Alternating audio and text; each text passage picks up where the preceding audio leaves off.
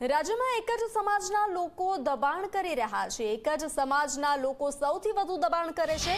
દ્વારકામાં પણ એક જ સમાજના લોકો દબાણ કરે છે। વિધાનસભામાં મંત્રી જગદીશ વિશ્વકર્માનું નિવેદન, ચંડોળા તળાવમાં દબાણ થયા છે તેને દૂર કરવા પડે છે। ગેરકાયદે દબાણ મામલે રાજકારણ ગરમાયું, ભદ્રકાળી પાસે દબાણ દૂર કરવા પડે। કોંગ્રેસના નેતાને દબાણ કરવાવાળા ભંડોળ આપે છે, 25 થી 50 વકીલો રાખે છે। તો વિધાનસભામાં આજે સત્રનો 5મો દિવસ છે, તો તેને લઈ અનેક મુદ્દાઓને લઈ ચર્ચા વિચારણા કરવામાં આવી। તો રાજ્યમાં એક જ સમાજના લોકો દબાણ કરી રહ્યા છે, એક જ સમાજના લોકો સૌથી વધુ દબાણ કરે છે। દ્વારકામાં પણ એક જ સમાજના લોકો દબાણ કરે છે। વિધાનસભામાં મંત્રી જગદીશ વિશ્વકર્માનું નિવેદન સામે આવ્યું છે। ચંડોળા તળાવમાં દબાણ થયા છે તેને દૂર કરવા પડે। ગેરકાયદે દબાણ મામલે રાજકારણ ગરમાયું છે, ભદ્રકાળી પાસે દબાણ દૂર કરવા પડે। વધુ વિગતો સાથે સંવાદદાતા હિતલ જોડાઈ ચૂક્યા છે। હિતલ, વિધાનસભામાં બજેટ સત્રનો આજે 5મો દિવસ, અનેક મુદ્દાઓ પર પક્ષ વિપક્ષ આમને સામને અને જગદીશ વિશ્વકર્માનું નિવેદન પણ સામે આવ્યું છે।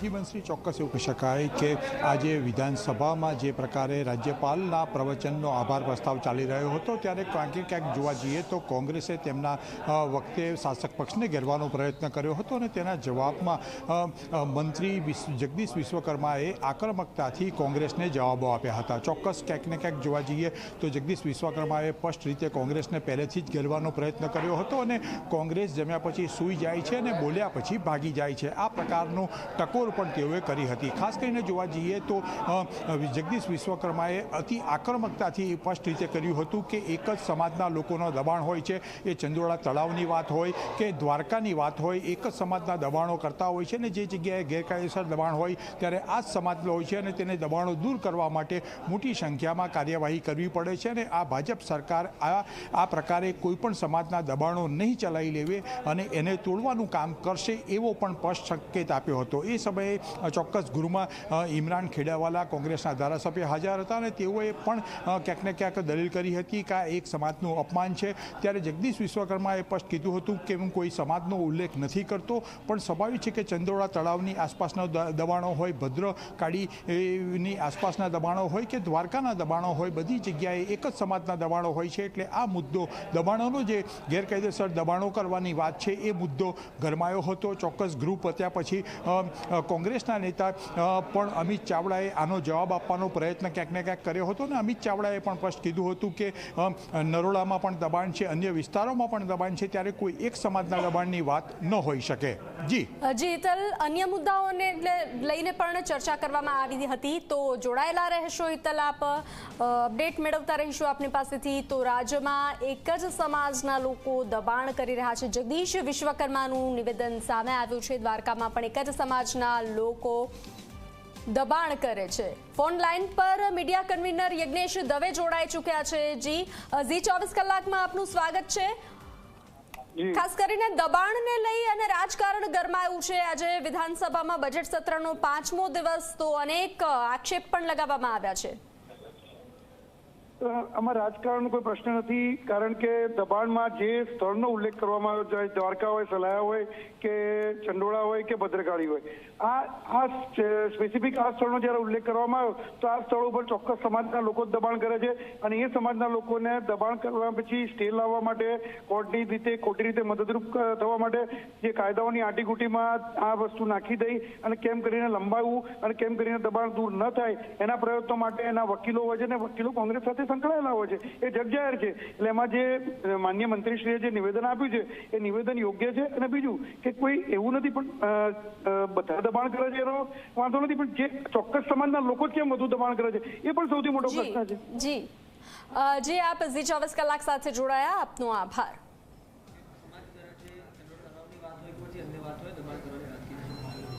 આજે વિધાનસભાના સત્ર દરમિયાન રાજ્યપાલના પ્રવચનના અંદર આભાર પ્રસ્તાવના અંદર રાજ્યના મંત્રી જગદીશભાઈ વિશ્વકર્મા જે પ્રમાણે વાત કરતા હતા કે એક સમાજને ટાર્ગેટ બનાવીને વાત કરતા હતા, આજે એમણે વાત કરતા સાથે સાથે તેમની વાતના અંદર બિલકુલ झूठ હતી કે એક તો એમણે સૌથી પહેલે એ વાત કરી કે ભદ્રકાલીની માતાની યાત્રા સમજો પહેલે નીકાળી નથી શકતા, અત્યારે આપણે નીકાળી રહ્યા છીએ. 614 વર્ષ થઈ ગયા. ત્યારે મેં એમને કીધું, મેં કહ્યું જગદીશભાઈ 614 વર્ષ થયા છે અને પહેલી વખત જ આજે આ યાત્રા આવતીકાલે નીકળવાની છે અને દરેક જગ્યાએ જ્યાં જશે ત્યાં મુસ્લિમ સમાજ તરફથી પણ તેનું સ્વાગત કરવામાં આવશે. પરંતુ બીજી એમણે વાત કરી કે એક સમાજના લોકોને જે ટાર્ગેટ બનાવતા હોય તે પ્રમાણે એમણે કીધું કે ચંડોળા તળાવની આજુબાજુ કે એના અંદર ચંડોળાના આજુબાજુના વિસ્તારોના અંદર એક સમાજના જ લોકો રહે છે ને એ લોકોની દાદાગીરી હોય છે. ભદ્રકાલી મંદિર વિસ્તારના અંદર એક જ સમાજના લોકો છે અને એ લોકો ત્યાં જ એનો કબજો જમાવી લીધો છે. બીજા એવા ઘણા વિસ્તારો છે જ્યાં એક જ સમાજના લોકો કબજો જમાવી લેતા હોય તેવી ઘણી ઘટનાઓ બનતી હોય. એટલા માટે જ અમારે ત્યાં બુલડોઝર ચલાવવું પડે છે એવી વાત એ કરતા હતા. આજે આ સભાના અંદર જે પ્રમાણે એક સમાજને ટાર્ગેટ બનાવ્યું છે તેને હું ઊભો થઈને એ જ સમયમાં જગદીશ વિશ્વકર્માને કીધું કે તમે એક સમાજને ટાર્ગેટ ના બનાવી શકો. ગુજરાતના અંદર 6.5 કરોડની પ્રજા છે અને તમામ લોકો ગુજરાતના અંદર આજે ભાઈચારાથી એકતાથી રહેતા હોય ત્યારે એક સમાજને ટાર્ગેટ બનાવીને તમે હિન્દુ અને મુસલમાનની જે ભાવના અને નફરત ફેલાવવાની વાત તમે ના કરી શકો. ખાસ કરીને જે પ્રકારે જગદીશભાઈએ આખી વાત કરી કે આ એક જ સમાજની વાત કરી ત્યારે તમે પણ પોઈન્ટ ઓફ ઓર્ડર પણ ઉપસ્થિત ના કર્યો, એવું કેમ થયું? કારણ કે તમે તો સિનિયર અને અનુભવી ધારાસભ્ય છો. મારી પોઈન્ટ ઓફ મેં 2 વખત ઊભો થયો મારી જગ્યા પર. અધ્યક્ષશ્રીનું મેં ધ્યાન દોર્યું કે મને બોલવાનો મોકો આપો, પરંતુ અધ્યક્ષશ્રી મારી વાત સાંભળતા નહોતા. જે પ્રમાણે એમણે વાત કરી કે 2002 પછી જે બાળકો પેદા થયા છે તેને કર્ફ્યુ શું છે ખબર નથી. એટલે મેં કીધું કે અત્યારે જે વાત કરી રહ્યા છો કે તમે એ સમયમાં વિરોધ પક્ષના અંદર તમે જ હતા, તોફાન કરવાવાળા તમે હતા, એટલે આજે ગુજરાતના અંદર તમે સત્તા પર છો એટલે ગુજરાતના અંદર શાંતિ દેખાઈ રહી છે તમને. પરંતુ જે પ્રમાણે એમની વાત હતી તે હું સમજુ છું તે ગૃહના અંદર ગૃહને ગેરમાર્ગે દોરવાની વાત કરતા હતા. ચોક્કસ મને પોઈન્ટ ઓફ ઓર્ડર ઉપાડવાનો મોકો મળતો તો હું સમાજ માટે, દરેક સમાજ માટે જે પ્રમાણે મારી વાત કરવાની મને પ્રયત્ન કરતો હતો, પરંતુ મને પોઈન્ટ ઓફ ઓર્ડર ન આપવાના કારણે હું વાત નથી કરી શક્યો.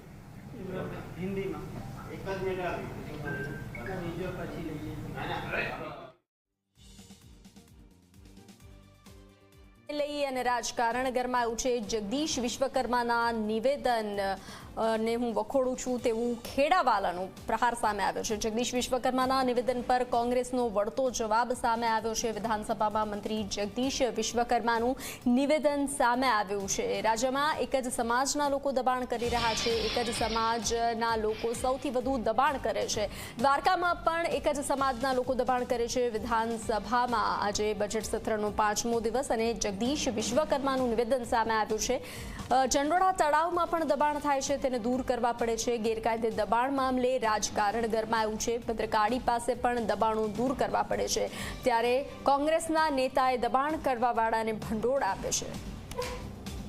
પણ કોઈ કરતું નથી. એટલે ભારતીય જનતા પાર્ટીના અંદર જે પ્રમાણે એક હત્તું શાસન ચાલી રહ્યું છે અને પોલીસને એ લોકો કંઈ સમજતા નથી. પરંતુ મને ગુજરાતની પોલીસ પર ગર્વ છે કે ગુજરાતની પોલીસ હંમેશા ચોક્કસ કોઈ પણ જો આવા તત્વો હોય તેના પર એક્શન લેવાનું કામ કરતી હોય છે. ત્યારે આવા ધારાસભ્ય હોય, MP હોય કે મંત્રી હોય તો એના પર ચોક્કસ એક્શન લેવા જ જોઈએ.